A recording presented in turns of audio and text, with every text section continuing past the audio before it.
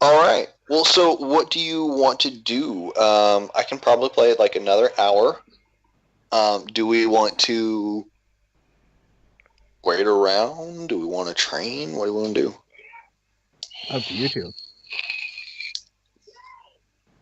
I don't know. I was gonna see if I doubt there's any Shepherd Druids nearby, because we tend to wander a lot. So I doubt. Not really. Yeah. The It's just as likely to find another Shepherd Circle Druid as it is to find another Tortle. So that tells you how rare it is to find a Tortle that's a Shepherd Druid. Yeah, the sheriff leans in. Now, I'm just saying this because you both look the type, and he points to your sword and shield and everything like that. Yes. But you probably, I'm gonna guess Shanks asked you to probably look into more of this, more than just stop the gnolls, look into what's happening. He did mention it. I mean, it's something if I come across any of that information, sure. I might not go looking for it. Yeah, I'd suggest you don't go looking. Okay. Shanks is good, mad, and all. Adrian knows that everyone needs a new beginning, but there's a reason why people retire. Fair enough.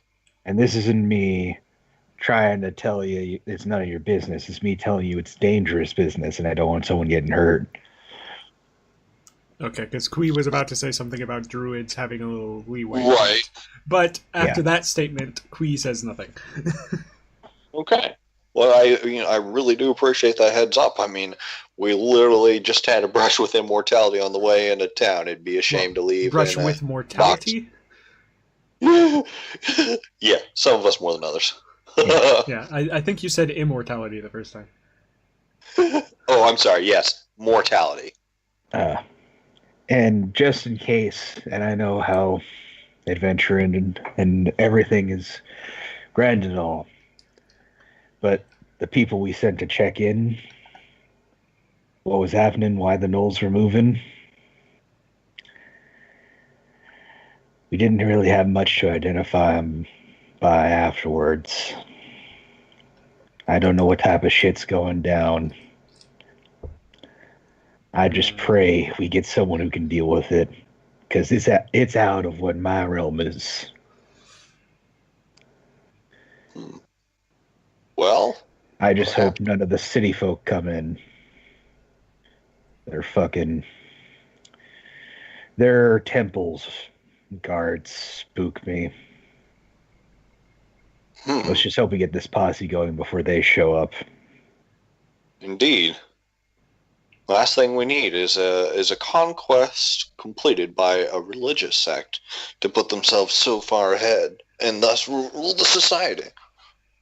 Yeah, you see him every now and again. Fame and glory is okay, but it is a young man's job. I say as I'm like a 30-year-old tiefling. He laughs a bit. We're only young as we decide ourselves to be. Quee's trying to translate her years into human years and is failing. Wait, shoot, how old is your character? Quee is 17 years old, which is 2 years older than the maturity age. Oh, okay. Yeah, I have no idea. Also, she did not drink in the bar. Okay. Though technically she probably could. She just didn't. Okay. Well, I mean, we might need to have some more coins before we start drinking. Well, we were giving it a complimentary round. She just didn't partake. Oh. Gotcha. Yep. All right, well, shoot, do we want to try another combat and ride out with the posse, or wait for them, or do we want to... I don't know. Well, I was going to see if there was any... I doubt there is, but I was going to see if I spotted any druidic around. Surrounding the town. There wouldn't be any in the town. Shoot, why not? I mean, we can talk. Roll me an investigation. Investigate.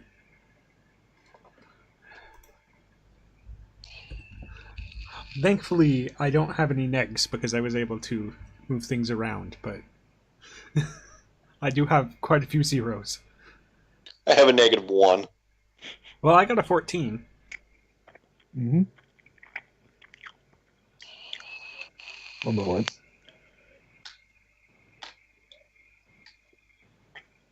Sorry, I was taking a drink. You do see the slight workings of druidic magic on around the outskirts. But no actual, writing. Well, there's some works and there's a little bit of writing and you start following it. Yes.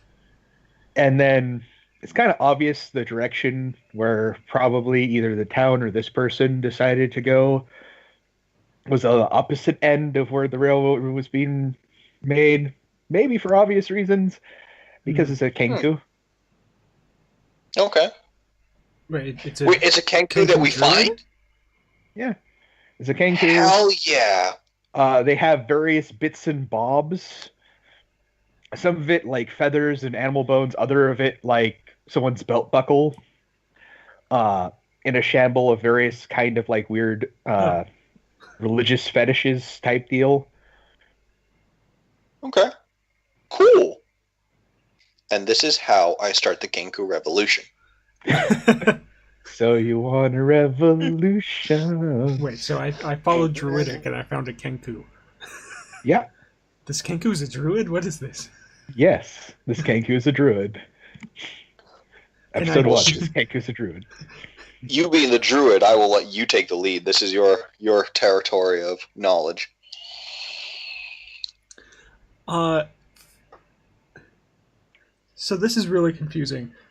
Because Druidic's a secret language. So does the Kenku even know how to speak Druidic? I know it can write it. Try. You can ask. Damn! It would be able to understand it if I spoke in Druidic, but it's the responding that's the problem. Thieves can't. You can ask me. You can ask the Kenku if it can respond in Druidic. I do so. It responds in several different people's voices. Oh, so you're part of a large... So we're talking in a language you have no way to understand, by the way. So does your circle meet regularly then? Sometimes. Missing leader for a while. We've been missing our leader for a while. I was attempting to try to talk and different things, and then I gave up. So just imagine this one speaking in different voices. I'm not going to expect you to actually sound like a Kenku. Not as much recently. Our leader went missing, and as you can tell, things have not been good for me near this area. Yes, you're lucky not to be with your cousins. Yes. Thank the sheriff for that one. He did sound this sympathetic. Is all Druidic? Oh, okay. What? Oh. This is all in Druidic? Yes. Yep. Heck yeah. So you're just hearing something that probably doesn't even sound like a language? Yeah, I'm just going to in my extreme teenage Bible. And also, you notice the Kenku's one is changing pitches and tones. Well, yeah, but he probably expects that it's a Kenku. Yeah. Interesting friend you have there. Or traveling compatriot. Yes, he's interesting. I think he wants to become a saint. Well, totally do. Just don't know it yet. Well, he could. I don't know how. No one really knows how it works, but it happens. Yeah. Best of luck. I don't think he realizes it yet, though. So do you know what's happening to the nature around here? Have any leads? Many bad things. Some being pursued, some not. One's currently not being pursued would be the coyote, or the coyote tribe, as it were. Oh yes, I've heard of that already once before. I have you seen what happened to their leader? The he's got a nice crystal growing out of him now, doesn't he? Yes, bad draconic magic there.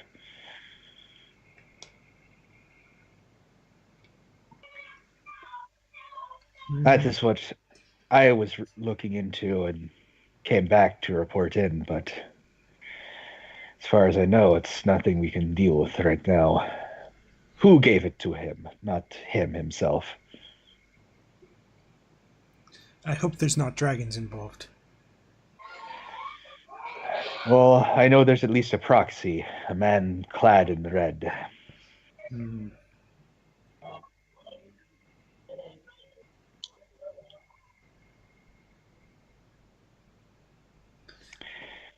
They've changed, but first they ran, and then the red-clad man told them that they would need to not fear anymore, and so they have not. Now the tribes are fighting even more and running for something I don't even know what it is. Yes, it definitely sounds like nature is needed in need of a shepherd around here. I think I We're may in have need found my of many. flock. We're in need of many, many, many, many. And he repeats that in several different voices. Sounds like this was a topic at a meeting. Oh, yes. I fear they may eventually try to move to bigger targets. Hmm. They're trying, last I checked, to gather weapons. What was your encounter with them? Well, the most recent train will not be arriving. I probably said train in comment, just saying. We'll go. The, Yeah, yeah. The, Give a the, thumbs Can- up. the Cancun odds. What do you know what was taken? um, do I have any idea other than cows? Uh, the You'd have to ask what was in the train cars, besides if you wanted to know more than the cows. Okay. Well, they took like the first few cars of the train completely, right? Yeah, they took several of the front ones, just Okay. gone. Yeah, they took several of the front cars of the train. Mm, If it's in keeping with what the Coyote tribe have been doing, I'd say those are probably were stock filled with weapons. Hmm. Most likely as a gift to Buck Hollow from the civilization.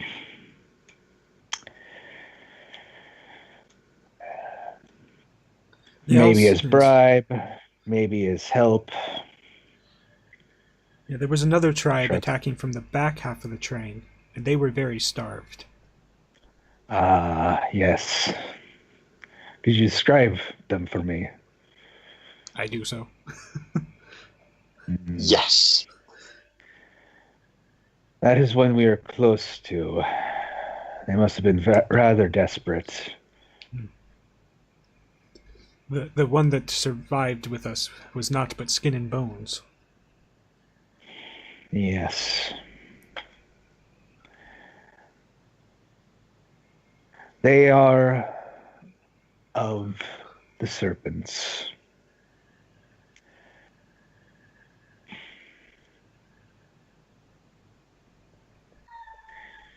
They tend to keep to themselves unless someone treads upon their land. Yes, but hunger will drive beasts to many things. Yes. That must mean they have lost a lot. Let me fix that because that came out weird. Men and beasts to many things. Yeah. Fair enough. I, Fair enough. I got what you're meaning. Yeah. Hmm. If they were starving, I can only assume the worst. They actually had some agriculture of their own. So if they're that starved, something took it.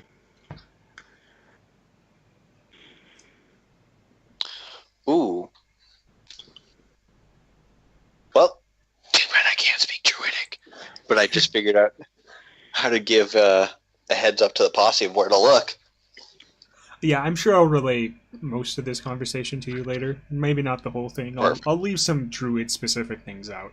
I'm sure that we're not just specifically talking about this stuff. This is just the important stuff. Yeah.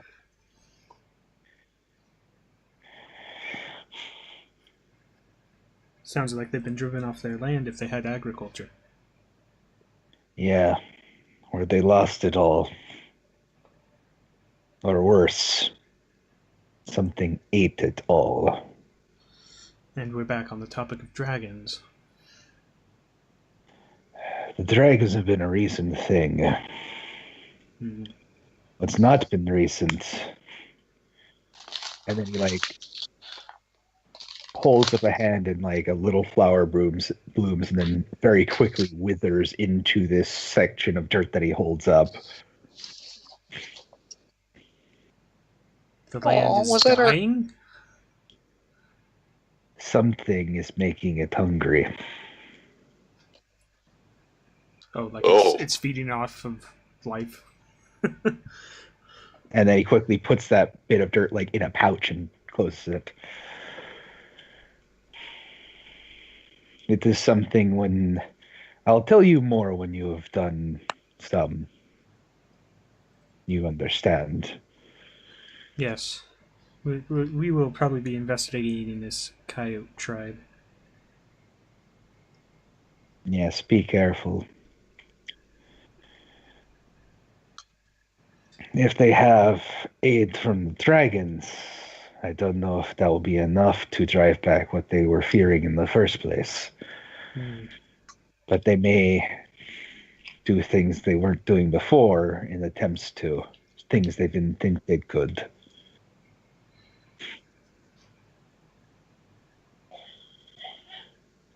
Whereas for me, I must go out again. I trust I can leave this place in your hands. Yes, I will do my best here.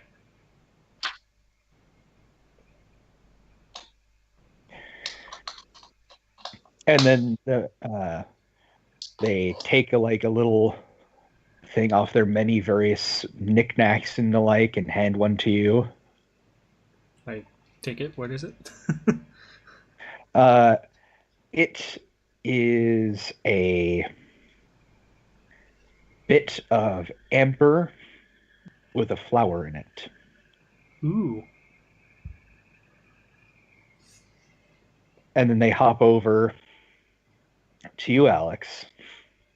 Okay. And say in common, in your voice, "Done will come."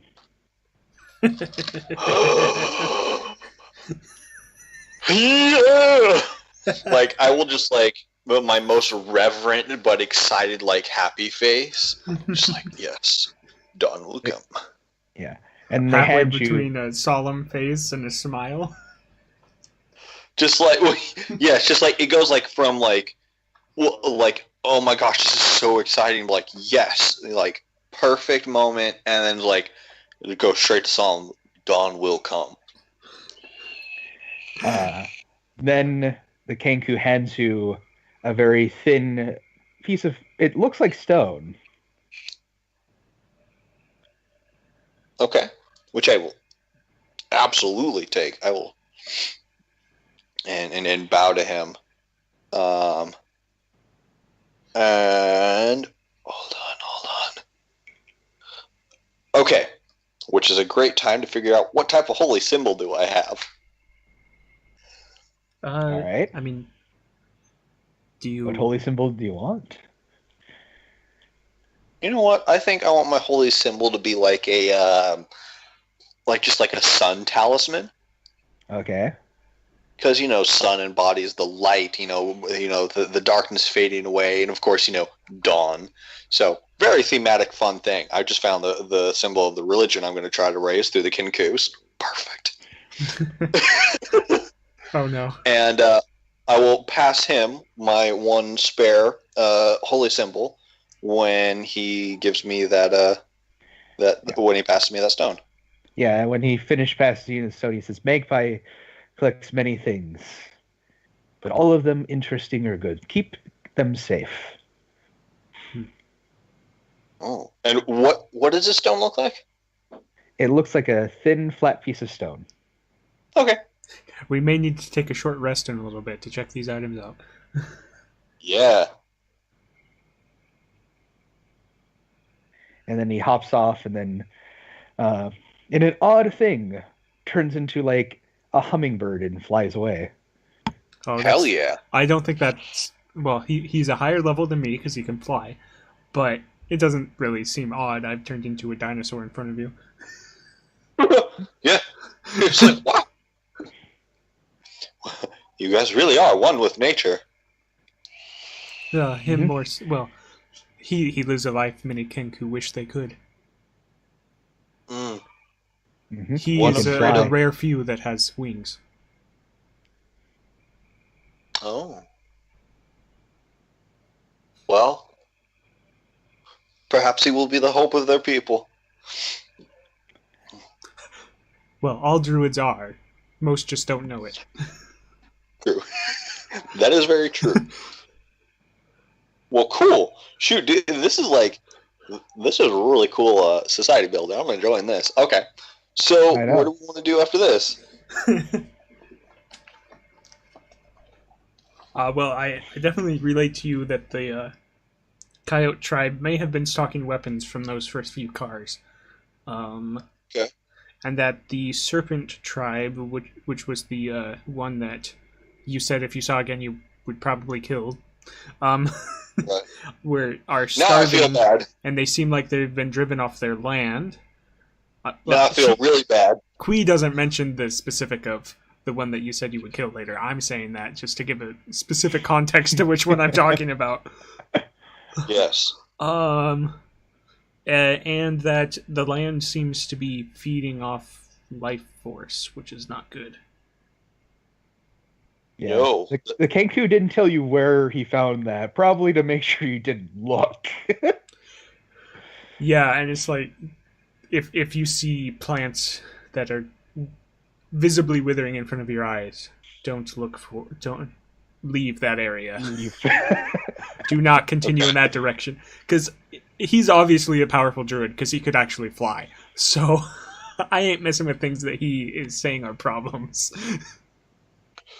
Yeah, that seems very fair. Which at point, I'll relay my whole idea now that believing that the dragon from below is being awakened again, and is consuming all the life.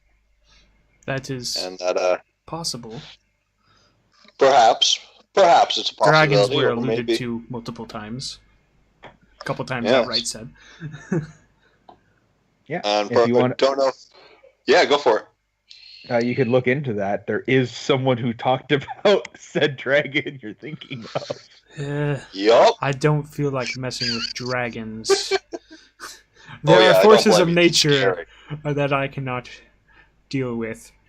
The land feeding off of the life that is supposed to provide life to, and dragons. Those are definitely on that list. That's on the list of things that I go home early for because I didn't sign up for this. Well, I think my character will stand here and draw the line in the sand. And even though I might end up someday like a Don himself, at least I can return the favor to the people of the land that saved me for a time.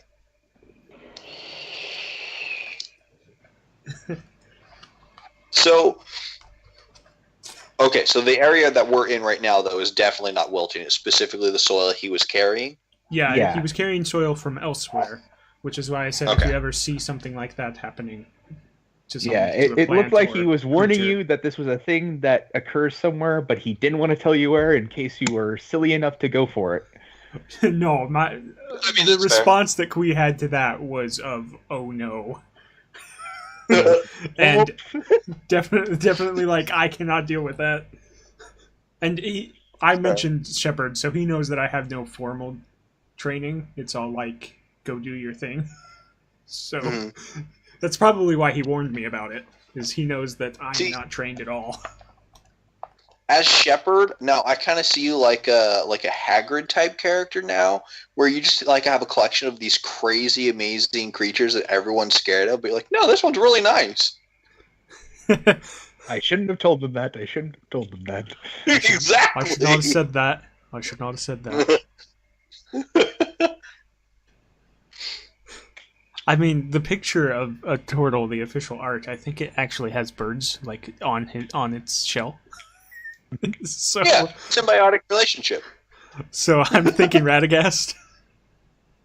Ooh, yeah, I like that. Is that the right name? Yeah, Radagast the Brown. Okay, because I always think I get it wrong, but no, I'm exactly usually right. That. So, who, if I remember, in the Hobbit series was played by one of the Doctors? Yes. I would not have realized that unless you said it, but yes. One of the old... Sweet. Yeah. Before I can't remember which one, Doctors. Though. So we've confirmed that Doctor Who and Lord of the Rings take place in the same universe. No. Exactly. Well, technically, yes, because Middle Earth was when the Earth was flat, before it was made into a sphere and became Earth. So, technically... Technically, yes. Technically, we're in the same universe as the Lord of the Rings. Ha! See, I knew this Lord of the Rings trivia would have paid off someday. Ha!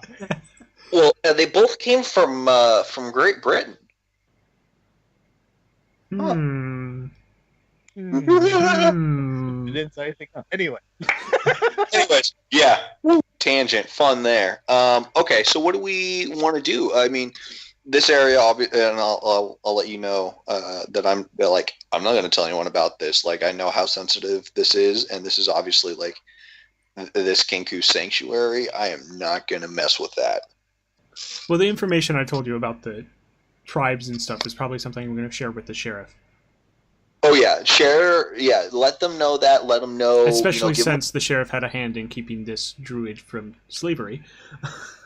Yeah, and I mean, shoot, you do I'll vouch for your character, like letting you know that if anyone needs to know that the Earth is dying, that you know this from the land itself. Well, from another druid, but yeah. Yeah, you have your sources, but someone who convenes with nature says that there's places that are actually dying out in the desert. Warn the posses. Places dying in the desert. Most people would just be like, "Yeah, it's the desert." Yeah. Fair. Yeah, but I don't want our bear friend to like a cactus sprout up and just wither away. Oh yeah. Yeah, but I feel like he died far enough away from this specific area that he will not be reincarnated later down the death area. Many times when we do one shots of this, later, way later, when everyone's really high level, after we've done a million one shots in this, the end game will be you two defending this cactus from the encroaching darkness. Right? We just pass them in the desert, and there's just this, hey, listen. And you're like, oh shit. Yeah, I just communed with nature in the area. I'm like, wait a minute, you're that guy that we met in the first session. Hey, you're that weird turtle thing. But what would you two like to do? Well, how long until the posse? It'll take a few days. Anything you want to do in town? I did my bit. Shoot, I don't think I need. Well, I don't have much that I can buy. And I can't really I'll do my go collect the holy water. I definitely don't need to eat during the days that we're not actively doing things because good berry. Mm-hmm. Fair. Oh yeah, that's right. Which they last for 24 hours, so I can actually get 2 days worth out of one spell. Okay. Yep. Well, I might, run into you every once in a while, maybe like, in the morning or something, like ask if I can partake of a good berry. Which, of course, you can. And I then, probably, no, I don't offer it to other people because that would probably not help the town out if, 8 of its people per day don't need to buy meals for a day. Probably isn't good for the town. But I'll just spend those days, getting to know the layout of the town, so I know where things are when I, if and when I need them. Getting to learn some of the local people and the atmosphere, and just, I guess, check back in with Shanks and let him know that, I'm definitely willing to keep an eye out for the information, but it looks like, from what I know of the land, from the stories and encounters I've had and been told about, that it might be slow going. But if I come across the information, I'll let them know.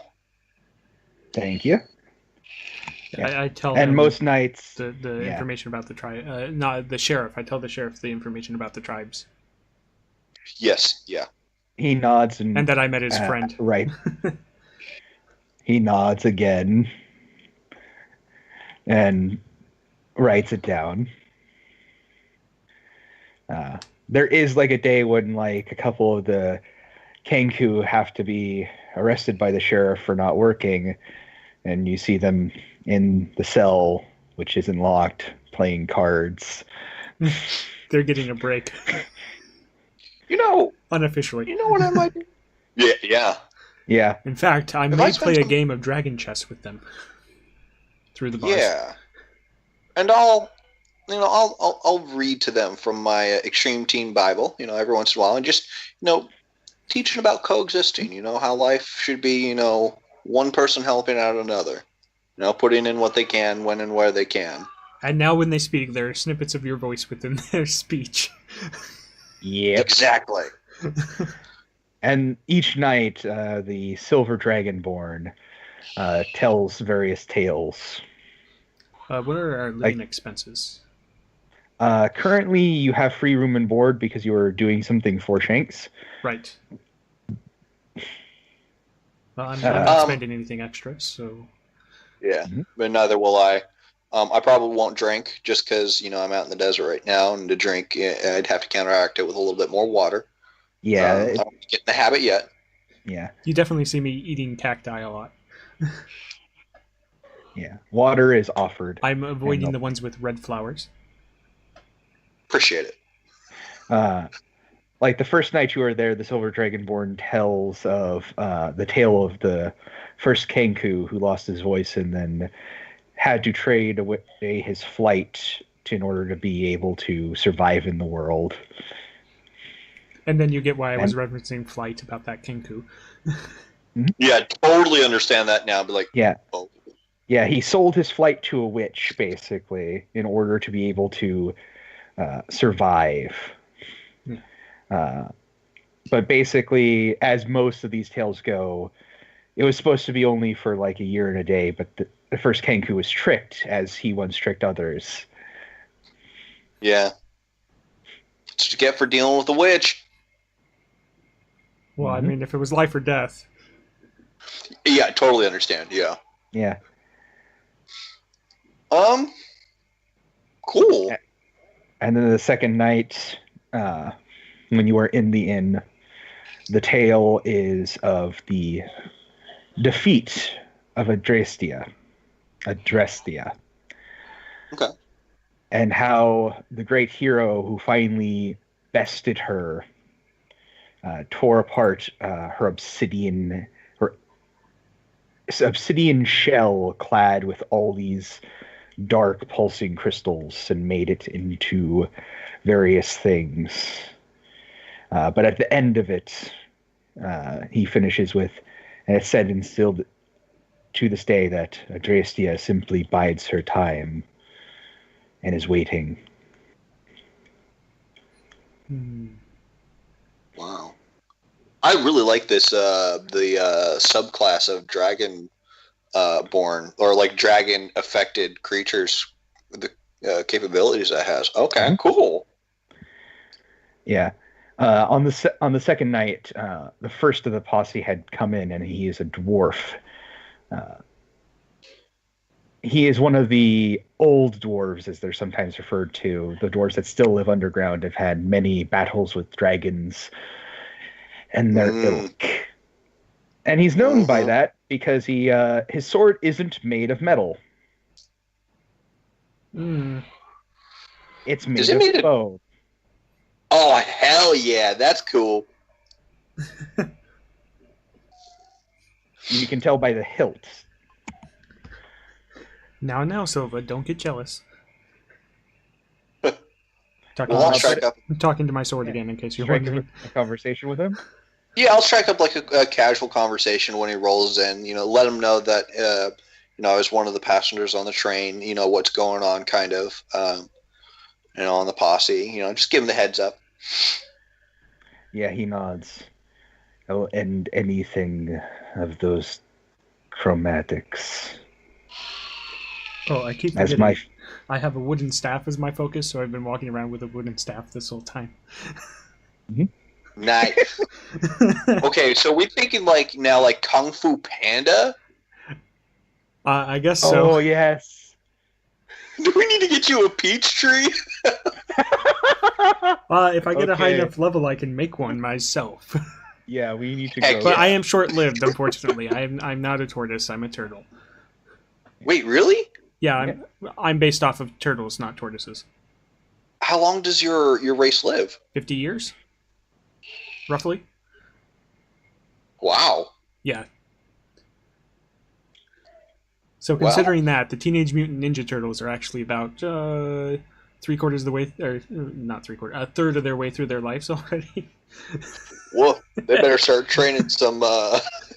Yeah. Okay. Yeah, most of the other customers give him a strange look because looking at it, it's very obviously, at least the hilt is bone. Right.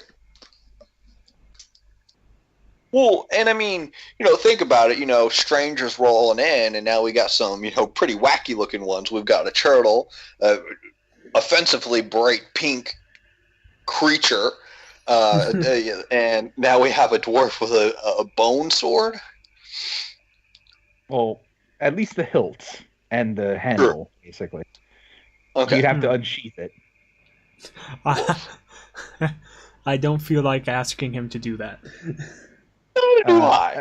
When he first gets in, he places the sword hilt and all, and he starts mumbling over it in prayer. It seems like. Oh heck yeah! At some point while we talk, I will ask him a bit about the sword. Just like his story and the history of the sword. The history of the sword is the history of my family. As is the work of all dwarves who live in the ground, dealing with the dark of Adrestia. As it was the sworn duty of our forefathers, and then he pulls the sword out. I didn't have to ask. And it's made of bone. Oh hell yeah! And as our forefathers swore, so do we swear, and so will our sons and our daughters, and they will carry us as we have carried the previous, into continuing it until her threat is gone. And you notice the bone isn't necessarily the same bone. Oh, like they've been building on it. Yep. Okay. And then you think really quickly on the fact and the children will carry us as we have carried our forefathers. And then you realize specifically what type of bone that sword is made of. It's made of dwarven bone. Dwarves? Yeah. Fuck yeah! That is metal. No, it's not. Damn. You walked right into that. I totally did. Damn. Well played.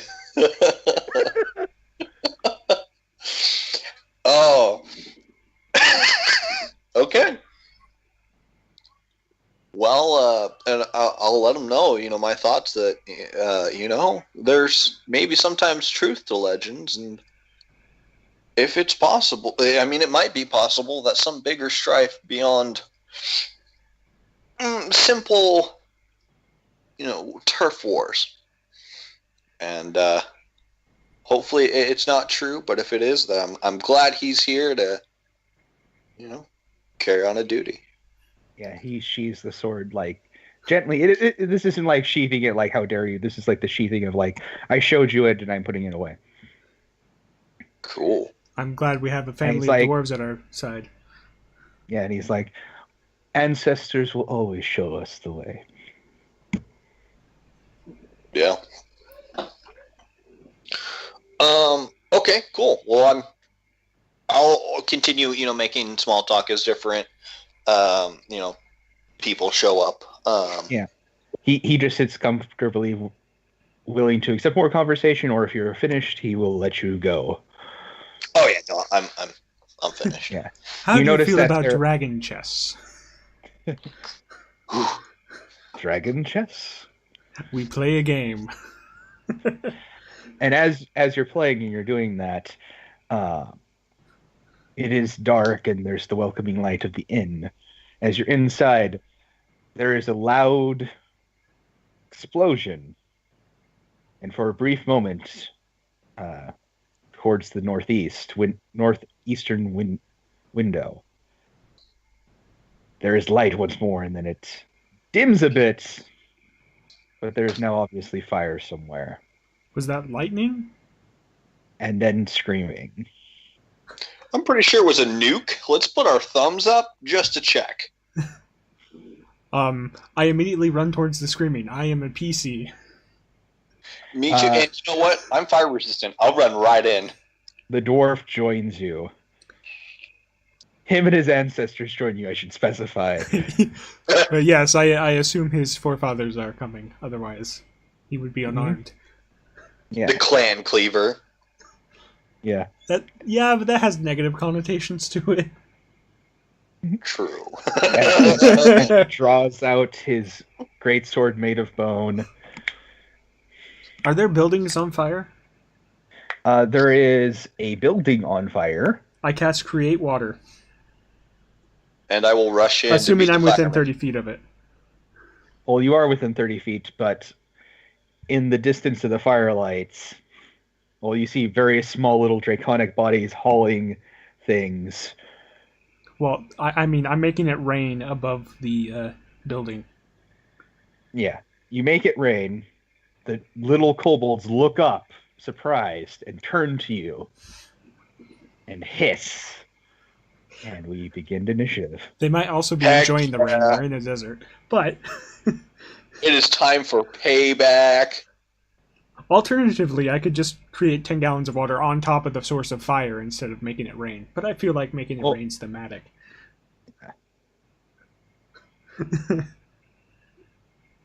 And the place they are robbing is basically where the sheriff often, especially when people have been drinking, keep their weapons. You know that sometimes also various arms are stored there. Okay. So how close would you two have gotten? Well, at least within 30 feet. Otherwise, I couldn't have done that. Yes.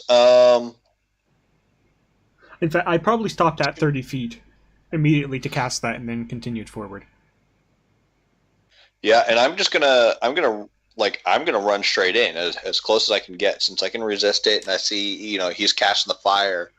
And while I run into it, I'm gonna yell to our newfound, dwarven compatriot and be like, "You seem like you're capable and will fight. I'm gonna go look for survivors. Make sure everyone's clearing the building if you want to get ourselves someone to talk." Actually, I can technically be further than 30 feet, but we'll say 30 feet because I make a 30-foot wide rain cloud, basically. Yeah, there's a few kobolds, and it looks like they have a gnoll. This one doesn't seem to be the transformed one.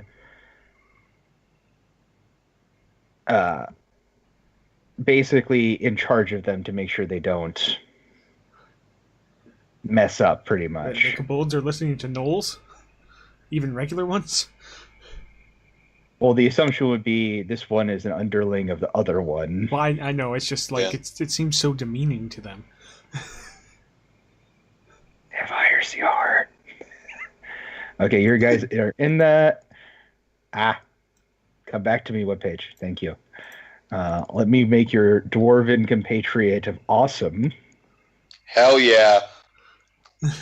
So, can we just like call him like Captain Awesome? Is that like cool?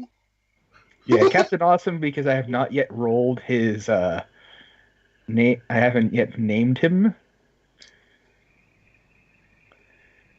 But I decided that an idea I had for dwarves would work well in this setting as well. For like a different thing. And I'm like, yes, because it's necessary. He is not the most dexy of people. Get 25 movement.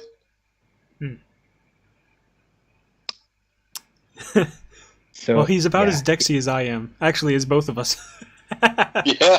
He's very slow. Well, he's slow because of he That's fair. Only a barbarian rushes in. Yeah, he carries the weight of his ancestors, is what the thing is. Oh, yes. Yes. Well done. And the magic of shamans, probably, otherwise that sword would not be so good. Dishonor on you, dishonor on your family. Dishonor on your cow. You have to oh no, I have shattered my clan. The will of my clan is broken, as has my sword. As these kobolds Why? apparently are the A team. Oh no, wait, only one is part of the A team. The rest of them just joined in. Yes. Please no hi. Okay. I don't think we'll die this time. That's well, we the didn't hope. die last time either. True. Though now that we're not on a train car and it is raining, I might actually start using my Produce Flame cantrip, which can deal damage. Heck yeah.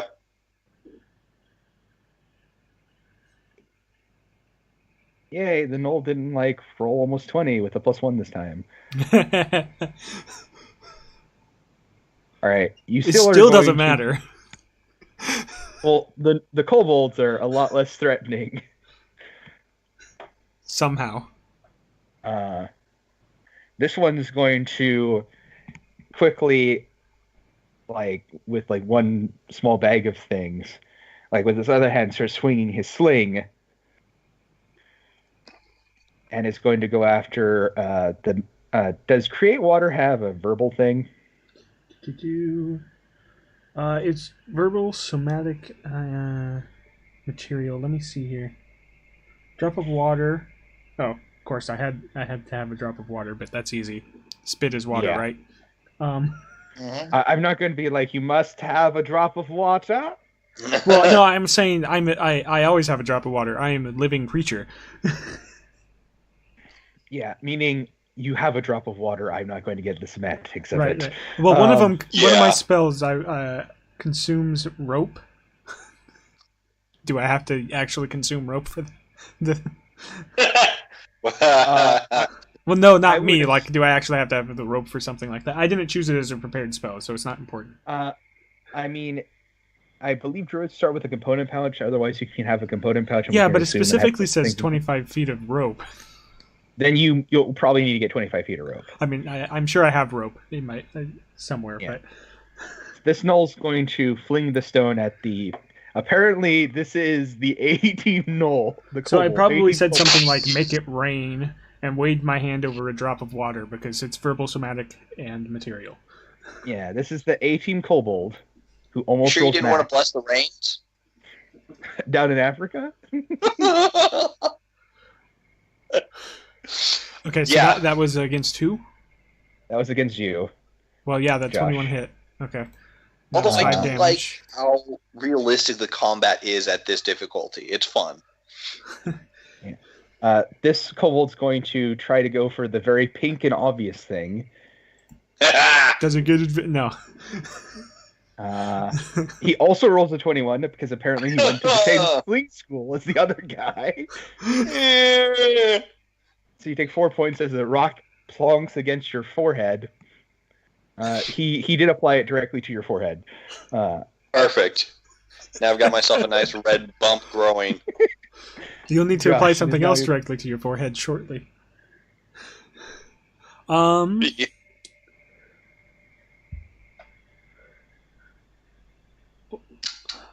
they're using ranged attacks, so I might as well. I cast Produce Flame. I'm probably going to hit... Is this guy out front like this? This is where they are, right? Yeah, this is where they are. Okay. They were stealing a bunch of things. I'm going to go for that guy, because we've had history with with Knowles. With Knowles. Let's see. It's a D. So I conjure flame in my hand, and I immediately toss it at this guy. Okay. Is it an attack roll? You miss, and then hit the damp wood, which doesn't do anything. It might actually go out in the rain. Like I throw it and it goes out. Rain. Like, darn it. Rain. Not enough firepower. I didn't go boom, boom, firepower first. I also don't have enough strength for that. Okay. Yeah. No, it is verbal and somatic, so maybe I did that. Yeah. Okay, bonus action. I don't think I have anything that would make sense. Wait, was my totem a bonus action? I don't know. I believe so. If it was. Or at least it was a bonus action to move it. Oh, no, yeah, no, casting it's a bonus action. But I did cast already, technically. Oh, no, this isn't a cast. This is a talent. Yeah, it's not a spell. It's a sweet ability of your class. Should I do bear again? Do. Health? Well, what other options do we have? The hawk. When a creature makes an attack roll against a target in the spirit's aura, I can use my reaction to grant advantage to that attack roll. Hawk spirit. Heck yeah. Oh, for advantage? Yeah. Well, you can give one thing one advantage. One advantage, yeah, because it's a reaction. But still. We don't need the hit points yet, but I can only cast it once. So at the beginning of the battle, I just immediately go for advantage. So, yep, if we can get the jump on them. Hold on. And the now blessed rains of Africa. I bless the rains down in Africa. Oh, you can get into melee if you want to. It's 30 feet range, so you're good. Yeah, I don't know where you want to place. I was just dragging. Oh no, that was actually just fine. Like, okay, it's just a hawk flying around. Actually, I'll put it right next to me. I like my spirits close by, even though I don't drink. Mm-hmm. Well done. Well done. I'm channeling the dad jokes. What is your bonus to initiative, Alex? 0. Yeah, so the knoll goes before you. Well, no, don't they? Oh, that's okay. I have a plan for my turn. I'm pretty sure PCs always go first when it's a tie-in turn order. Oh, yeah. Let's just do that because that makes it simpler. Yeah. So I will look at you, my friend, and say, I have an idea. It's not a tree. I'm going to try to create a sport called bowling. I have a spell that will make you stronger. And you seem very versatile as you successfully put me to sleep on the train with your very hard body. Would you mind if I perhaps, boost your toughness and then you shell up and I throw you? How heavy am I? Throwing me would be a very difficult thing for one, and for two, I'm not shaped like a bowling ball. I'm shaped like a half a bowling ball, so I would not roll. I was going to end up throwing you like a cannonball, basically like shuffleboard. Yeah. Well, you might shot put me if you're good enough. Shot put him, yeah. But, so it takes me an action to retract into my shell, so we can't do it. Okay. Not a problem. So I mean, he can wait. He can wait and let you do that on your turn, and then do something this turn. And then you can do something else now if you want to, but I really don't think that's a good idea. Quee doesn't think it's a good idea either. She's like, yeah, but I was unconscious when that happened. Maybe we should not do that. Fair enough. At which point I will turn to the Knoll, which it seems that, if there's less of them, that means he's most likely one in charge. So I will look at him and I will cast Command. Okay, what is He needs to make a wisdom save. All right. Beat 13, which is my spellcasting ability. Or spellcasting DC save. He rolled a natural 1. Hell yeah. He is the wisest of gnolls. I'm going to tell him, let me see here. I'm looking through the actions. I just want a surrender. Oh, you can say that. That's one word. Yeah, I will tell him to surrender to our authority. No, well, one word, so surrender. Oh, okay, yeah, surrender.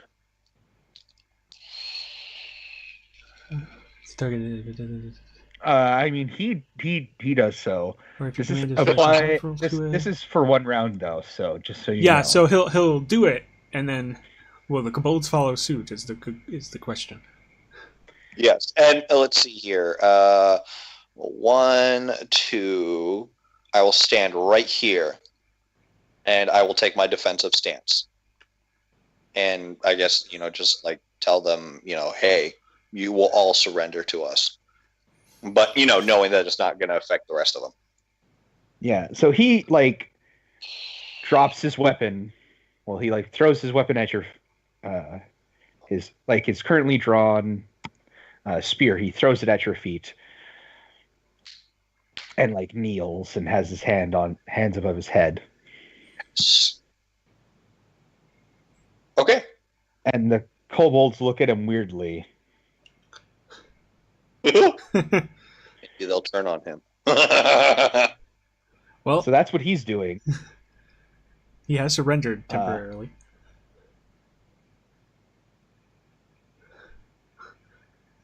Do we need to make wisdom saves for these guys or something? Or intelligence? This guy is going to make... he's going to make a wisdom. Yeah. He chucks a rock at you, Alex. I mean, yeah, that's fair. Is that his attack roll, the 11? Oh, it's 17. Oh, 17. Yeah, it bounces off my shield. As he hisses at you dramatically, because you are not the scariest thing he's seen. No doubt. You are the scariest thing, though, that this guy's seen. So he will join in the kneeling. Heck yeah. And that's what he does. Dwarvish friend. Dwarvish friend. Does whatever a dwarvish friend does. Well, he's attacking, so he's getting an advantage. Yeah. So he rolls 10. Oh. Because he rolled a 5. He still misses. Yeah. To which this kobold's gonna stab the dwarf because, he tried to stab him. In. He misses. Yeah, good luck hitting Whiffing dwarf. for days for the family. This guy is going to go after the magic turtle. Oh, yeah. He misses the magic turtle. He flings it up in the air and it goes up and donks him on the head. Heck yeah. Doesn't deal him damage, but doesn't deal him damage. Not physical damage, anyways. His pride might be a little hurt. This guy's going to go after the tiefling who's yelling at them. Yeah, that's fair. See, if that dwarf hadn't run in and attacked, the rest of them would be making wisdom saves. He apparently is really angry at me. Of the kobolds. Well, he was one of the A-team. Yeah, he's one of the 2 A-team members. The other A-team member apparently is now going to have to revoke his group card. Recognizing that you probably used a spell on that kobold, I'm going to attempt to hit it with fire again.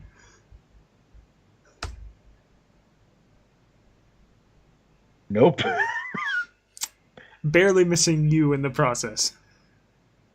Just so you know, the gnoll will be considered prone for melee attacks if you go up to attack him. Okay. No, that spells an action. But do you move your totem? Do I move my totem? Huh. Let me check something here. No. What kind? Is this like a physical totem, like a physical object? Oh, it's a spirit. Or is this like You can walk through it and stuff. Yeah. So technically, you know what? Just to be safe, I will move it up to 30 feet.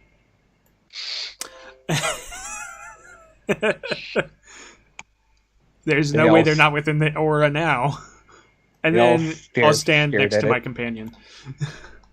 All right. It is now Mr. Burnside. Because you're Mr. Burnside. Coming out of your cage and you're doing just fine.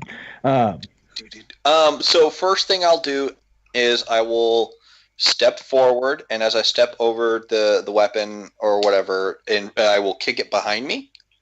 Mm-hmm. Out of reach. This one right here, is he submitting? The Gnoll currently is in the kneeling position. It looks like he's realized you've magicked him. Okay. But you currently have advantage on melee attacks against him. Okay. I will not attack for the moment, just because I do believe that if someone submits, that you must honor that code. I will... You do know he has another weapon. You see another weapon strapped to his back. Yeah, but he hasn't attacked yet. That's kind of what he's getting at. Yeah.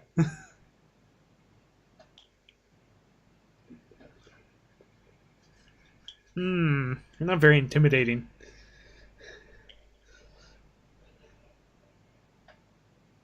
What do you say? Or what was your intent?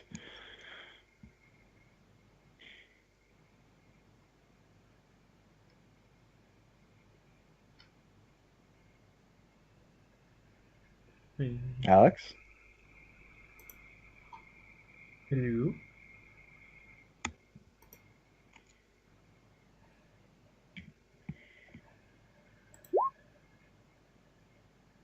Oh, Skype crashed.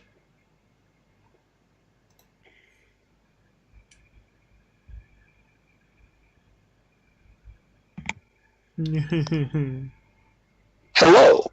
Hello. Greetings and salutations. Okay. So what was your intent with what you were saying?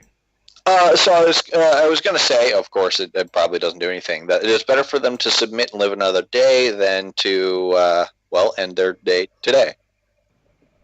And we will treat them lawfully. Yeah. As they submit. This one replies in broken common. Red gives us power. We will take more from you. Then you shall die. Sorry, for a second. They're going to attack me. They're going to die. Well, no, sorry, how you said it reminded me of like a text-to-speech thing. Then you shall die. He's going to get up from his kneeling thing.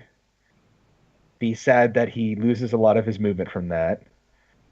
Good. He's going to move away from you, which provokes an attack of opportunity. And you're in your defensive stance, so this doesn't take your reaction, so roll the attack. You can also use your reaction to make an attack.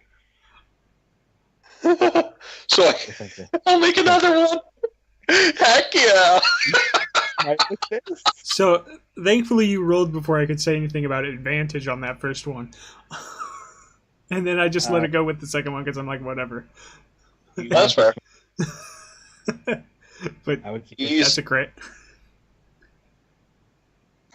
You smite? Well, that's 14 damage before you smite, just to... Because the smite I'll see if he takes it there. Yeah, he lives. As you cut deep into his chest. He stands up into your second attack, or something. Yep. Like when he was getting up. At him. Yeah, when he was getting up, you're like, haha! And it missed. And then he stepped back, at which point you bring the sword back up and he wasn't expecting it, and you gouge right up into him. Yeah. Show him the business. I warned him. I did warn him, so all right, cool. And then as he was doing that, he draws his longbow and takes aim at you.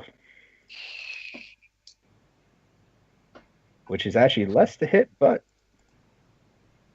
you shall see. I'm not afraid to be hit anymore.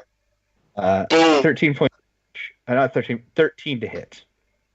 I just pull up my shield again and be like, "Are we really going to go through this?" Come on, man. You pull up your shield and then you dodge it because it's low enough. You don't need your shield. Yeah, like, hey, no pot shots. At which point, this guy's going to try to go after Mr. Dwarf. He's going to hit Mr. Dwarf, like you do.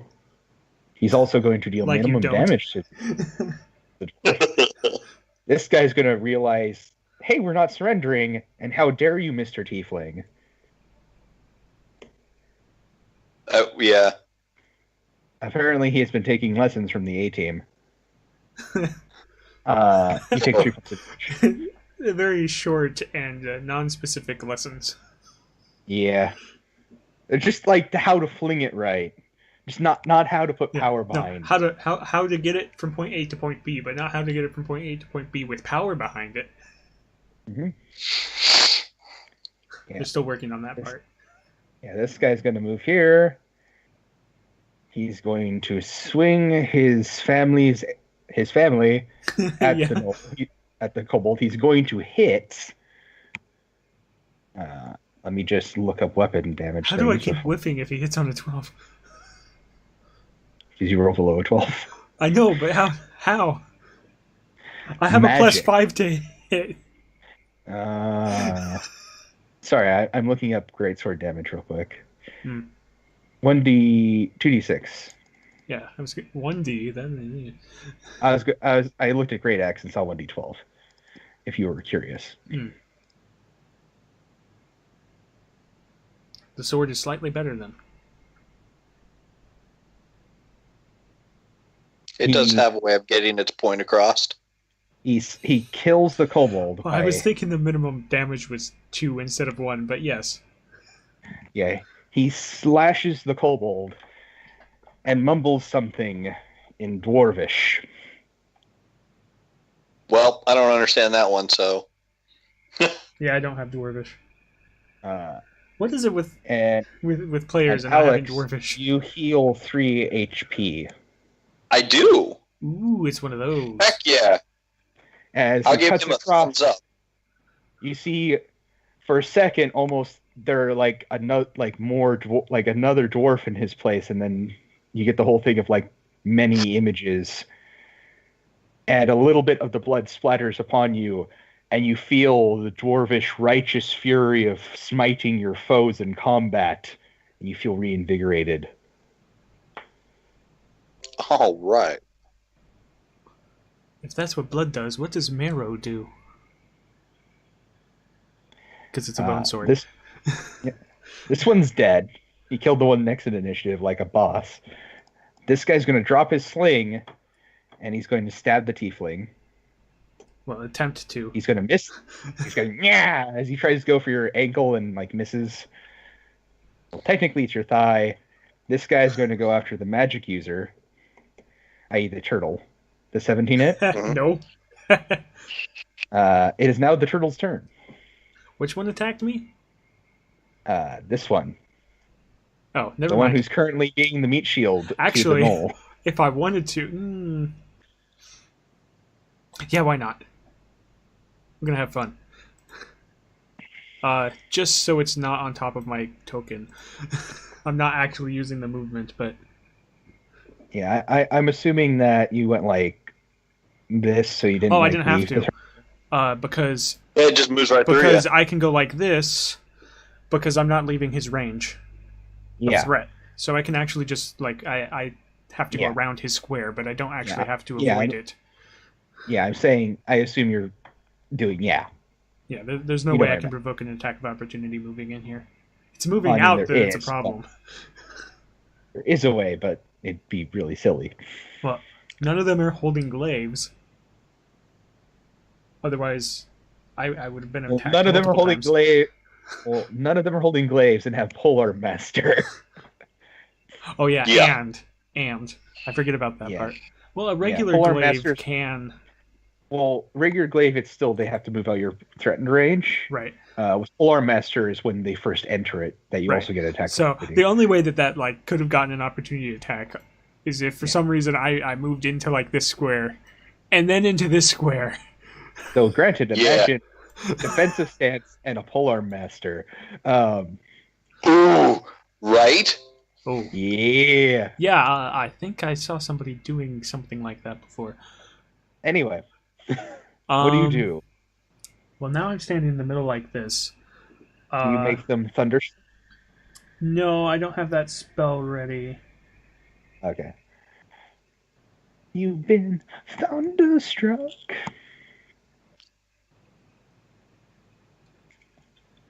But I was thinking about that spell when I moved. So I'm. Can I take that move back? Because I forgot I didn't have that spell. Your character would know that you didn't have that. And instead, I'm going to cast Entangle. Okay. What is the range of that? Well, the range is 90 feet, but the square is 20. Yeah, that's what I was meaning. Which I believe. Let's see. That's 20 because it's not counting the square. Yeah. Okay. So. Yeah. You can get them. 4 by 4. Yeah, they're all in it. My spirit is 2, but the spirit doesn't have to worry about it. The DC is 13 strength. Okay. So the kobolds are great at this. I'm going to roll all of them. Well, I'm going to roll going clockwise. So starting with this guy. Okay. And then going clockwise. That guy is the best. That's 2 of them restrained. The next guy. That one saves. The next guy lifts, apparently. He doesn't even lift, bro. So only one of them succeed. Okay. Of the kobolds. And the gnoll is better at this. And so I wonder what he's going to roll. He's going to fail. Okay, so it's difficult terrain now, by the way. So I'll just draw the square right where I put it. Okay, quick test. Can you guys hear me? Yes. Yes. Okay, thank God. My potato laptop that I bought for $20 has a microphone. Oh, perfect. Never underestimate potato laptops. Okay, so... Right? Yeah. This area that I'm marking is difficult terrain. Yeah, Josh just entangled them. All but this one kobold, who I shall mark for being the glorious buff kobold, apparently. He shall be marked with blue, as is the color of strength, I guess. Oh, okay, so it was that one. So he doesn't even suffer any penalty movements if he wants to walk into engaged with one of us. Yeah. Well, except for moving straight down to me, but, you know. Yeah. All of the rest of them are restrained, which I believe confers a bunch of bad things to everyone. If I remember the condition correctly. Restrained by the entangling until a creature restrained can use its action to make a strength check. Otherwise, they're basically... restrained means they can do, like, nothing. Speed becomes 0, can't benefit from any bonus to speed. Attack rolls against it have advantage. Its attack rolls have disadvantage. It's basically prone. Yeah. And it is now the Paladin's turn. I've gone will travel is the card up. Why did I never make that joke? I'm sorry, I'm not used to being referred to as a Paladin. Would you like to go to the gnoll because all of them have like disadvantage on their attacks? Heck yeah. Yeah, well, then you'd only provoke one attack of opportunity. Yeah. So if I move in here. Oh, you could always do that too. Here, let me. We know that's where that is. Let me just move it. Oh wait, is it difficult terrain for Alex? Yeah, but difficult terrain just takes half your movement. Like it doubles your movement requirement. Yeah. Okay. Well, the thing is, like, you also have to remember, like, let me just. I think you have to have spell crafting in order to make it so that way it doesn't affect like me. Like this corner of the building's like gone, by the way, because of. Oh, good to know. Yeah, so you don't have to walk through their space then. Yeah, so you could go. Yeah, this here, and then here. I mean. Or here, you have to go here, over, or here. Yeah, because you cut through their square. Any of those combinations, and I think. Or you can just go where you are and just start killing them because everyone but this one over here has disadvantage. Yeah. Well, I think I do. Do you think like here works? There works. Yeah. Yeah. Okay, I think I'll do that because it keeps me close to their leader, and also it splits their attention. Okay, so you provoke an attack of opportunity from this one. Okay. Yep. Which is a 1 because he has disadvantage. Right. Hell yeah. So it looks like he's going to strike you, and like the vines he's tangled in. Oh, he just you might want to be stabbing. here, otherwise you'll get an attack of opportunity from this one too. Oh yeah. Okay. And then you can still attack or do an action. I would assume he's attacking because he has an automatic advantage. If I give him advantage again, will that give him +5? Nope. Oh, he already rolled 2. That doesn't hit. Womp womp. That's okay. I mean, I just moved through a whole bunch of enemies. Mm-hmm. And nothing happened. Okay, let me click off command and mark down one of my spell slots. There we go. Then it's the Gnoll's turn. The Gnoll's going to try to break free from his bindings. You cannot keep a good Gnoll down. He does not escape. Right. Nice. He is saddened by this, and he can't really do anything because his speed is 0. Yeah. This kobold's going to try to get out. This kobold's not going to. Just as a reminder, just put that there. This kobold gonna step out. He's gonna step out here because he isn't crazy. He doesn't want to step to the murder dwarf because he was unrestrained. Did he step here? No, he'd step here. No, but the dwarf is here. Yeah. Yeah, he had to have gone diagonal otherwise. He was here. Yeah. Yeah, I'm saying he had to go this way. It's just that you keep moving things like this. But he went diagonal. Does a 19 hit you, Alex? It does. As he stabs you for great justice, and he deals you 4 points of damage. I mean, I know their max is 6, but it's still. Yeah. Well, these kobolds, man, apparently they were the greatest of their people. Okay, who is he attacking? That's why they're still here. This dwarf's going to step forward. See, he has a new friend. Is he attacking this one? Yep. I use my reaction to give him advantage. Okay. Yeah. I remember how this went last time. 12 hits, though. Yes. That advantage worked.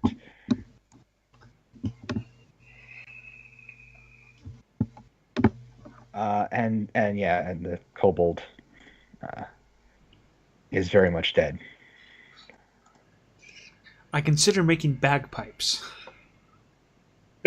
Yes. And then realize that probably wouldn't be very respectful. Unless for some reason they wanted to be made into bagpipes. Who would be that crazy, though? It's my life dream. This kobold's going to try to free himself. He will not.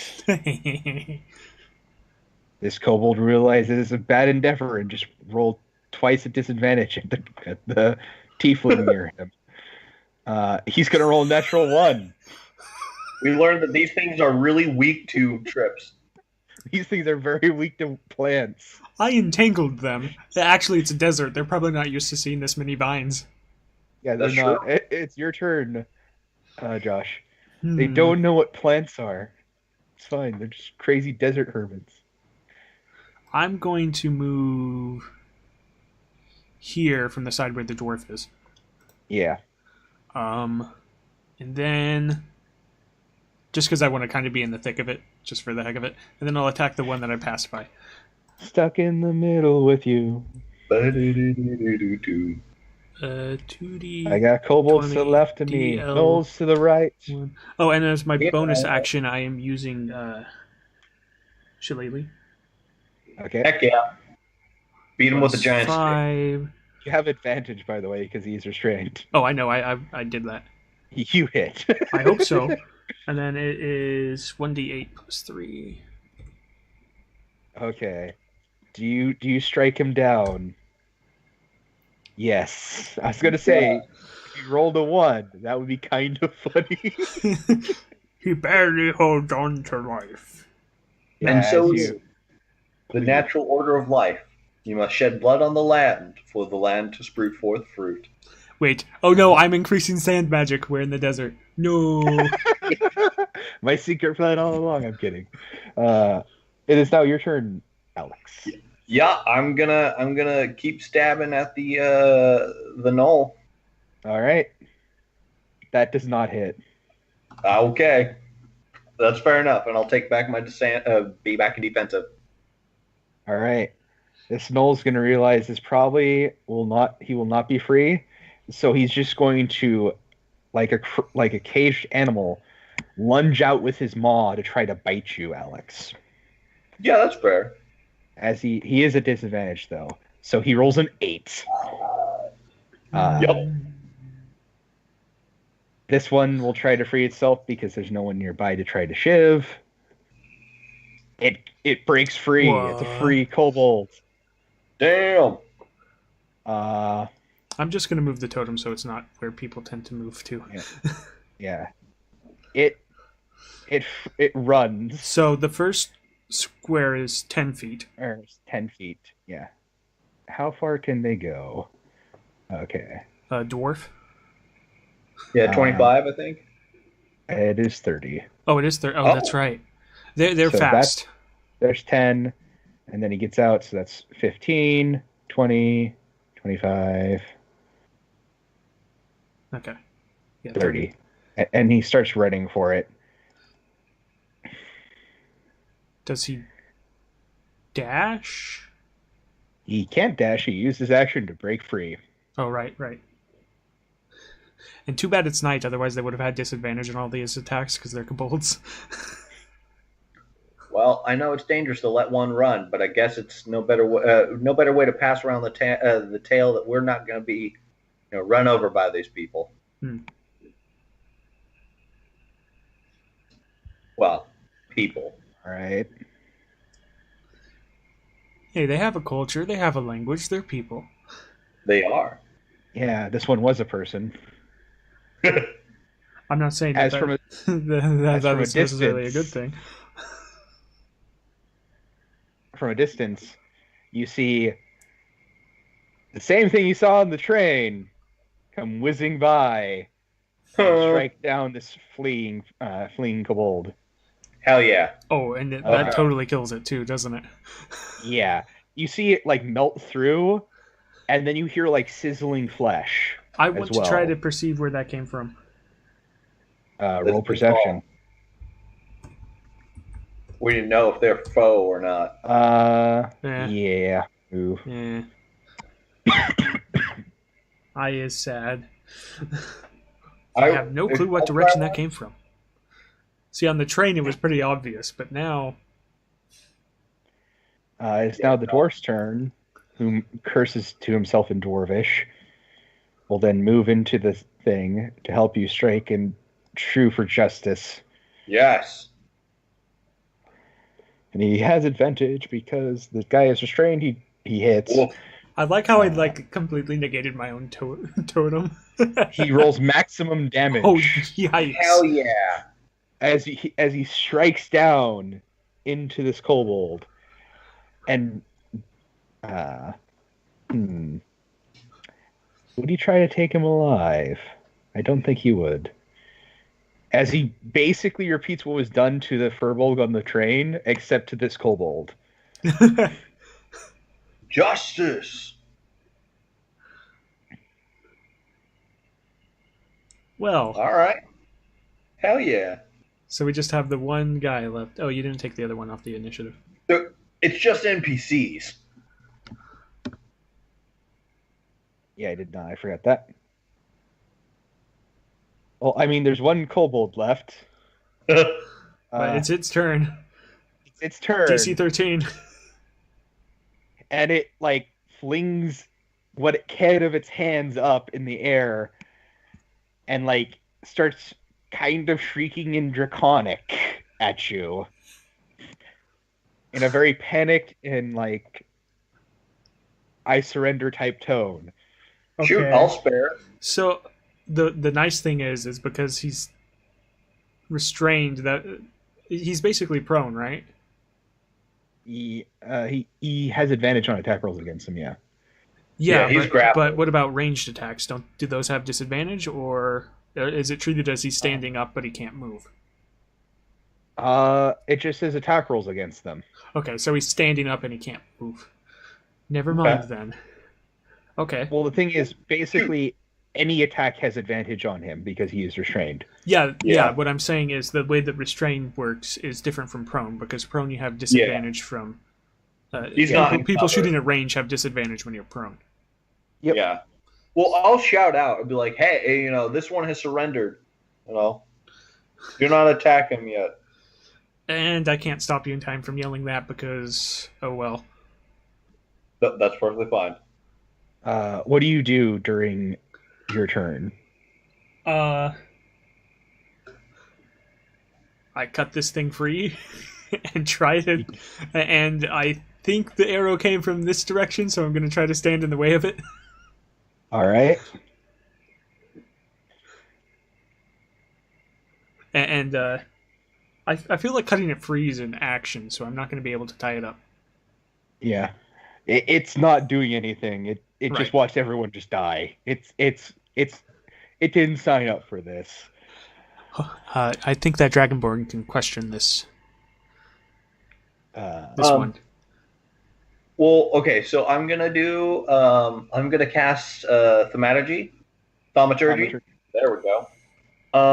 And I am going to make my voice boom 3 times louder, and I will stat. Oh no, I'm already right here. I will say, "Hail, one who shoots from afar. This one has surrendered, and I have offered all of these creatures, a chance to, of surrender if you are a friend of this town. These people, please do not shoot him." And I guess I'll do an intimidation. There we go.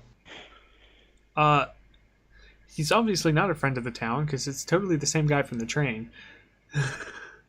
Okay, see, I couldn't tell from the angle whether or not it was him or like another shooter, so I didn't know. I assumed it was him.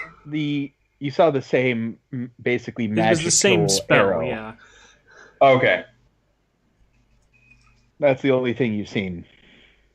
Well, also remember though, I was in and out of the consciousness there. So yeah. Well, this is the one that the arrow did fly like right by you. To be fair, before, so you might have noticed that. Mm-hmm. Yeah, I recognize the spell twice. Just don't necessarily know. Yeah, you don't necessarily make the connection. Yeah. So, that's all I'll do is try to, be like, "Hey, don't shoot this." Yeah. Hearing that you want to protect this knoll, the dwarf will finish cleaving into. Protect this kobold, not knoll. I know. I wasn't going to correct. I wasn't going to correct you because I was doing the same thing. And then start muttering something, and you see for a second part of the group of other dwarves that for a moment appeared next to this one, basically kind of huddle and hover over the kobold. Oh shoot! I forgot about Divine Sense. I'll do that next turn. At which point, as a parting gift, I'm going to ask you a save, and the save is going to be of the Constitution-y nature. For everyone, because it's going to be a thunder. Okay. Shoot first, then Constitution wave. Got it. DC 15. Well, we made it. You make it? Yeah. The dwarf, does he make it? The dwarf. Did we even damage this kobold? You did not damage this kobold. Okay, he might survive. He might survive. He has a -1 on his Constitution. He fails. Okay, well, what's the damage? 24. 13. Okay, so we take half? Yeah, you all take half. The kobold takes full, which would kill him. Except, you see half the dwarf. Because it's always rounded down. Yeah, half is 6. You see the dwarf basically grunt as he as he seemingly takes more from the shockwave than he should. Hmm. Okay.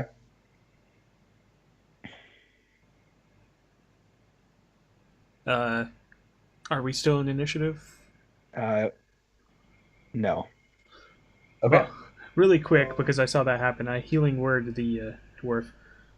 Well, I guess I'd be next, even if we were in initiative. For 1d4 plus 3.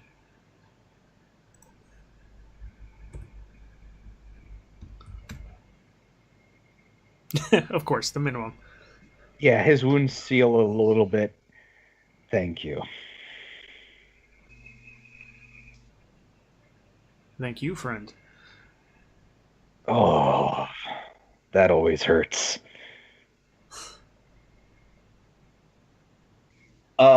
My main concern now that we have this person is that someone should get the sheriff, and someone should check inside the building and make sure that no one else is, in this burning building. Who wants to do what? The fire's been put out. Perfect. Yeah, I put it out forever ago now. Well, it feels like forever ago. It's still raining. Yeah. You notice that it seems like they're trying to get a lot of the various munitions in here. They didn't manage to because you guys ran. There might be a few things missing at most, but not like they got off with a huge haul. Okay, so if there were flames actually inside the building, we'll have to deal with them. But anything that was outside the building is put out. Yeah, it was... Okay. They were very much trying for shock and awe, smash and grab. Mm-hmm. The fire was just a happy coincidence. Yeah. Okay. Okay, cool. Well, I guess, does someone want to get the sheriff while we... I think I escort our friend to the sheriff. And probably myself. Put him in a cell. And anyone and keep who might watch. try to, throw a rock or something, be like, no, he's under parlay, let the sheriff, deal with it. Yeah. As you go towards the sheriff's office, Shanks approaches you. Okay. He is not saying anything. He's walking directly towards that kobold. No, he's not, because I'm standing between him and the kobold. Let me have a word. Do you speak Draconic? Because I don't.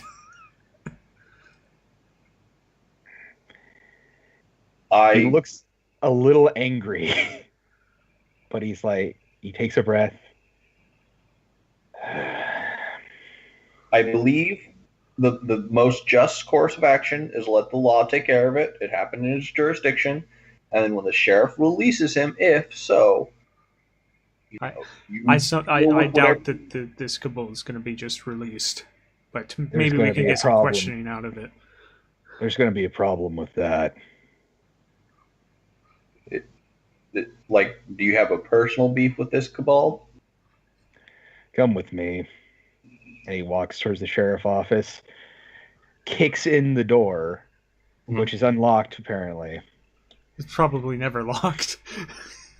The sheriff seems very chillax. Yeah. And there, on the desk, along with a note, written in blood, is the head of the sheriff. Oh, yeah, that's going to be a little difficult, isn't it? And judging from the blood and area, you can guess whose was used. Oh, I could guess that before you said that. I'll turn to the kobold and say, explain. Or I'll let Shank have you. It says something in Draconic because... It replies in Draconic, like... What did you say? Freaking out. At which point, the Silver Dragonborn walks in.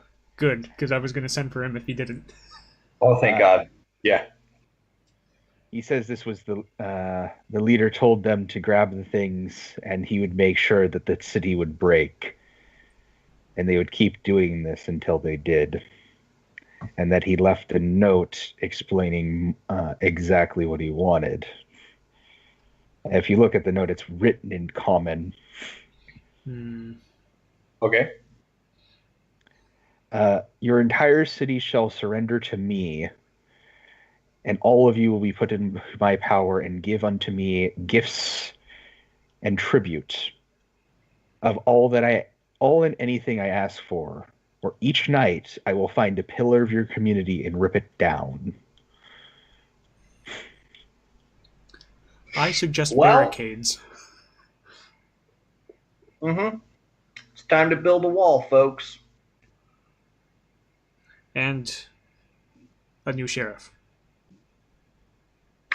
That too. I say that with a little bit more mourning than I did say barricades, because barricades are something that definitely need to happen, but the sheriff also needs to be dealt with. Yeah. You string up this knoll when we find him. I guess it's time to appoint a new sheriff.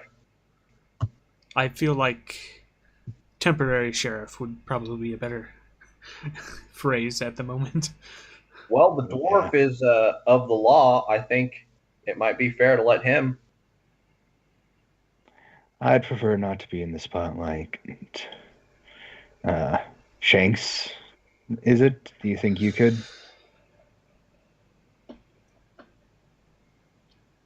Shanks shakes his head. I think I know the perfect man for the job. Kind of begrudgingly says it. It's the actor in the bar.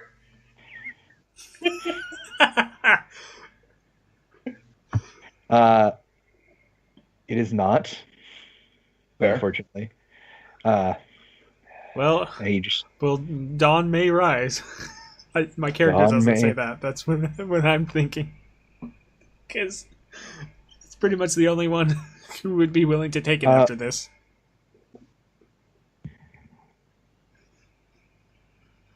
Yeah, but he sighs and leads you. Because it's the trope that he takes the place of the sheriff after a grisly death. Yeah. Well, the trope is someone completely unsuited for the job, which somehow makes them suited. Well, yeah, and I mean the trope is also the sheriff died while you were in town, and you are the most fit to be the new sheriff. Who shot the sheriff? Yeah. At which point, Shank sighs and leads you to basically another bar inn that's not as well kept as his. And in a corner, passed out, drunk, obviously, is a bugbear. Yes. Oh, heck yes. Shanks literally just kicks the chair out that he's sleeping in. Wake up. Oh, what? You're the sheriff. What? You start in the morning. Be there, or I'll wake you up again. And Shanks just leans down at him. And it won't be a swift kick that time. Yeah. You still think you can handle it, Longtooth?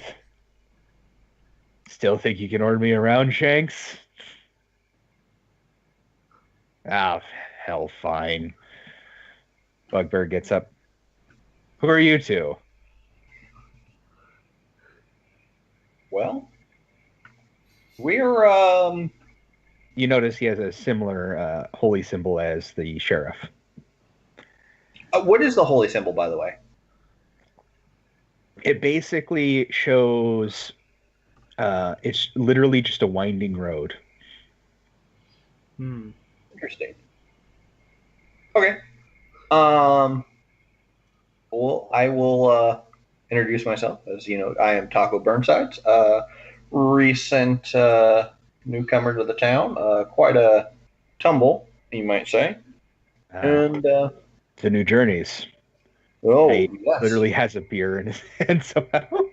Just out of nowhere. You might want to slow down on those because what I'm going to tell you is probably going to want you to pick up drinking again, and you want to be sober enough to remember what we're talking about. No, I think he should be okay drinking because what we're going to tell him is going to sober him up. Fair. Cool. You want to go see the body? Who did it? I tell him. Yeah, I keep getting kobolds Shanks, and... Knowles. Shanks, you keeping me in here and not doing anything? It's not what we're doing anymore, Longtooth. I hate being fucking retired. Guess I'll be a sheriff. Well, you have at least a deputy for the time until we can bring some sort of semblance of peace again. And then And he looks towards the kobold. What's with him? prisoner. We offered him treaty to let us know what's going on, so maybe we can face the problem. He was involved, and I'll tell him, involved in the mishap that just happened, and associated with the death of the most recent sheriff.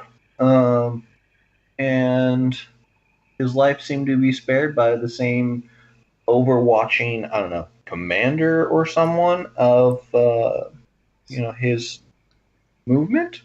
No, his commander attacked him. What are you talking about? The dwarf did some sort of strange thing and protected him. Yeah. The commander didn't want him to get to this point. Commander wanted him dead. Yeah, as long as he has information and can prove, to be, an asset to our side, fine. As soon as he seems to be working against us again. I was thinking that I had left him in a cell, but if he's with us, whatever. Oh, heck yeah. I'm not going to parade it right through the town. Good call. Sorry. But I will explain. I'm the one who said that. That's my I know. I'm just saying, like, I feel like maybe that part of the conversation happens when we get back to the sheriff's office, because I probably didn't take him with us to go to a bar. Yeah, you see the bugbear kind of kick most things out of the way, but when it gets to, like, the sheriff stuff, he gently moves things. Yeah. And so he looks to the Dragonborn. Think you can teach him common? As he nods to the kobold. Dragonborn looks confused and nods. All right. Tell him he's my new secretary. He's going to work until I decide he's good. His pay, he'll live, and he'll possibly get some food and drink. There may be a druid that stops by and every once in a while and just gives him one single berry.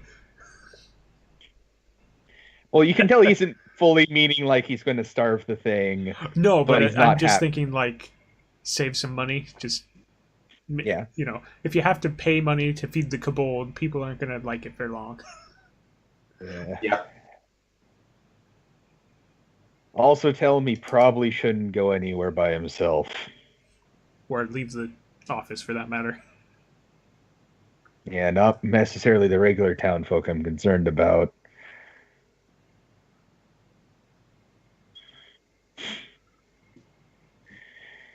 Though I'm sure they'll calm down in time. Not every individual is evil just because of, well, who or where they come from, and I do have to believe in some reform. You sure you aren't one of our group members? As he points to his holy symbol. Still in the process of exploring what's out there. I believe in the balance. Everyone deserves their representation, but yeah, I definitely do agree with some of the ideals I've seen, which I might have seen in passing like once or twice. If you ever need a saint to follow, I'd suggest Adrian, Saint of New Beginnings. I'll take a look at that. Cool. All right. Well, it's getting pretty close to my bedtime. Yeah. And at that, we will call it. Right. Heck yeah. You also will both level to 3. Nice. Sweet. Let me finish that up now, just in case, so that when I come back, if and when we come back, which this is fun. This is going to be at least the place I do when I don't know what to do with errant and the like. Right. So,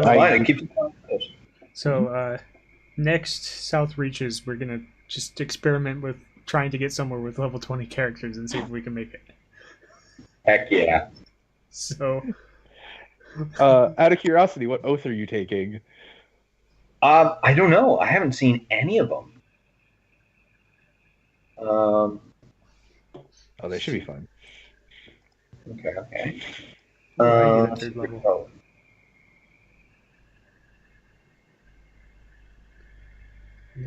there is the Oath of Ancients, Oath of Conquest, Oath of the Crown, Oath of Devotion, Oath of Redemption, and Oath of Vengeance. Oh, those are really good. Okay, well, let's start with redemption. I will tell you the tenets. Okay. Oath of Redemption is peace. Violence is a weapon of last resort. Diplomacy and understanding are the path to long-lasting peace. Innocence. All people begin life in an innocent state. It is their environment or the influence of dark forces that drives them to evil. By setting the proper example and working to heal the wounds of a deeply flawed world, you can set anyone on a righteous path. Patience. Change takes time. Those who have walked the path of the wicked must be given reminders to keep them honest and true. Once you have planted the seed of righteousness in a creature, you must work day after day to allow that seed to survive and flourish. Wisdom. Your heart and mind must stay clear, for eventually you will be forced to admit defeat. While every creature can be redeemed, some are so far along the path of evil, they have no choice but to end their lives for the greater good. Any such action must be carefully weighed and consequences fully understood. But once you have made the decision, follow through with it, knowing your path is just. I like that. Yeah, let's do that. There's that. Oath of Ancients is like kindle the light, shelter the light, preserve your own light, and be the light. I only say that because you had a son. Fair. Oath of the Ancients is kind of the fey naturey one where you're kind of like the Green Knight-esque type deal. Okay. Like kindle the light through your acts of mercy, kindness, and forgiveness. Kindle the light of hope in the world, beating back despair. Shelter the light where there is good, beauty, love, and laughter in the world. Stand against the wickedness that would swallow it. Where life flourishes, stand against the forces that would render it barren. Preserve your own light. Delight in song and laughter and beauty and art. If you allow the light to die in your own heart, you can't preserve it in the world. And be the light, be the glorious beacon for all who live in despair. Let the light of your joy and courage shine forth in all your deeds. Okay. Yeah, I only mentioned those because those seem like the two that most kind of fit your character. Because there's like the Oath of Conquest, which I don't think. No, I'm not a crusader. Yeah, Not yet. The crown is very much about the law and following the strict rule of things. Okay. No, I really like the redemption one. Let me start writing. I'll write that in my character stuff. Can you copy and paste that? Do you want me to copy and paste the tenets or the oath spells? Do the tenets, and then I'll drop that in, and then if you just want to drop in the spells after that. Yeah, it is from Xanathar's Guide to Everything, apparently. Oh yeah.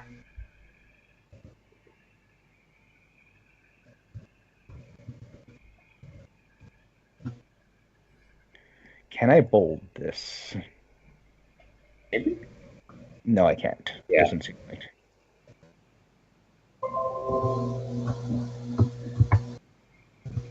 And added to your spell list are Sanctuary.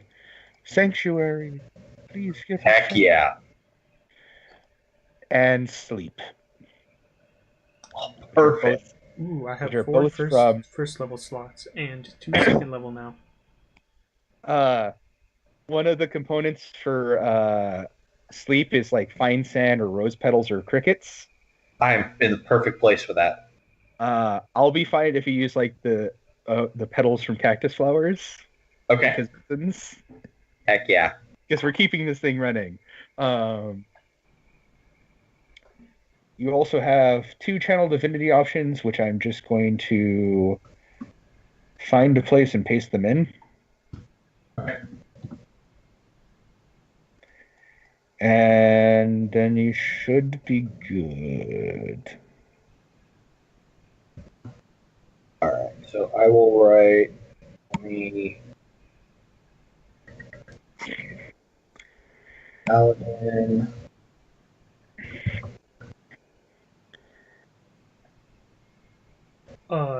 Healing Spirit OP. Right? Yeah, it's really nice. Like, that's instantly on my prepared list forever. What does that do again? Healing Spirit. You call forth a nature spirit to soothe the wounded. The intangible spirit appears in a space that is a 5-foot cube you can see within range. The spirit looks like a transparent beast or fae, my choice. Till the spell ends, whenever you or a creature you can see moves into the spirit's space for the first time on a turn, or starts its turn there, you can cause the spirit to restore 1d6 hit points to that creature. No action required. Can't heal constructs or undead. As a bonus action, I can move the spirit up to 30 feet to a space I can see. Holy hell. And I know what I'm getting when my bard gets level 10. Yeah, that's a second level spell. I mean, it's 5 feet cube, but still, it's really nice. And you can move it, so you can be like, oh, they're going to start their turn where they are, obviously, so I just move it to where they're standing. Well, I mean, like, it increases by d6 for each slot above second. So if you cast that, like, 5th level, that's another, it's 4d6. Whenever they move into it. Or start their turn in it. Yeah, the first time they move into it, so you can't, shuffle into it and heal a bunch. Right. The first time. Yeah, it does know that people would try that. So I don't think I'm going to prepare any other second levels, just because I want the slots available for that. But no, I have enough healing on my bard in my other campaigns, so I don't think I'll get it. I'll probably just stick with Counterspell and Banishment. So is the bond? I wonder if the making a promise to a dragon. I wonder if that gets them those shards. If that's a disease, because at 3rd level, I'm now immune to diseases. I don't feel like it's disease. Probably not. It's definitely like a magical thing. Yeah, and if it wasn't, be a magical disease, which you're not immune to. It sounds a lot like what the legends that you heard about talked about when like a chromatic dragon hardens. Mm-hmm. Like basically they start letting themselves harden more and more and defend themselves against everything, so their body reacts to it. Okay. Hence why they have to be vulnerable to something, because otherwise their body will be like, I must defend myself against everything, and then pure crystal, and then they're dead. Woof. So it sounds similar to that process. By the way, what I was trying to be able to do with my spells that I had grabbed for that day was having Fog Cloud and Create or Destroy Water, so that I could just Fog Cloud an area, and then just within that area, because Fog Cloud is larger than Destroy Water is, I could then get rid of the fog in that area, so we'd have like a square of fog around us, but we'd be in a clear area in the middle of it. Yeah, I mean, like, but it never popped up, so because you didn't have to worry about the building burning more. Yeah, but it definitely did help that I happened to grab it. I'm like, we're in the desert. I should just grab Create or Destroy Water. Mm-hmm. And then also Entangle. Technically, Entangle was a good choice, apparently. So I'm going to ask if your turtle dreams of rain, if you dream of gardens in the desert sand. Apparently, do the vines disappear? I think they do. When the spell ends, they wilt away. Sad day. But it was raining too, so maybe they grew, and then some of it, and then the main part wilted, but some of it grew and is still there. I doubt it. But the nice thing for Destroy Water is a pinch of sand. We're in the desert. Yeah. By the way, the objects that Magpie gave you do not appear to be magical. Okay. So one question about the Sleep and Sanctuary that I get. Do those come in as the 1st level spells? I believe because of your oath, you just have them. Let me check. Each oath has a list of associated spells. You gain access to these spells at the level specified in the oath description. Yeah, you just once you gain access to an oath spell, you always have it prepared. They don't count against the number of spells you have prepared each day. You can prepare each day. Okay, perfect. Yeah. If it doesn't appear on the Paladin spell list, it's nonetheless a Paladin spell for you. Okay. It's Well, that's basically what the perfect. druid spells are too. I just wanted to make sure that it wasn't like it came in as a cantrip that I could cast all the time. Because if that was the case, woof, I become the Sandman. Yeah, no, it doesn't. It doesn't quite do that. Also, once we get, well, these enemies happen to be strong just by sheer force of rolls, but sleep isn't that great at higher levels. Yeah, no, it's not. Yeah. Although it's really fun for rogues. Mm-hmm. 25 All right, HP as a druid? What is this? I know, right? Druids are pretty tanky actually now. Well, they get the D8, but then I can also change into something else, which I haven't been doing that often because I keep forgetting about it. But I could, It is something that you can forget. because what I could have done is I could have used my bonus action to make the totem and then Beast Shape as my main action. But I keep forgetting to do that. To get that. It's /R, not R/. Yeah.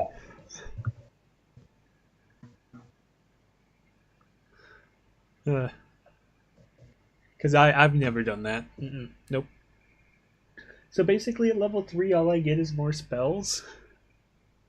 Yeah. But that's because I got my thing at level 2 instead of level 3, so whatever. Mm-hmm. Because I was like, oh, level up, what do I get? Nothing. What? Well, I'm all set up there. I guess I will leave you guys till next time. See you next time. Hope you both had fun. Yes, well, I know I did. Thank you for DMing. Yeah, No thank problem. I was trying to be more descriptive this time. I really enjoyed it. you. All right. Catch you later. Bye.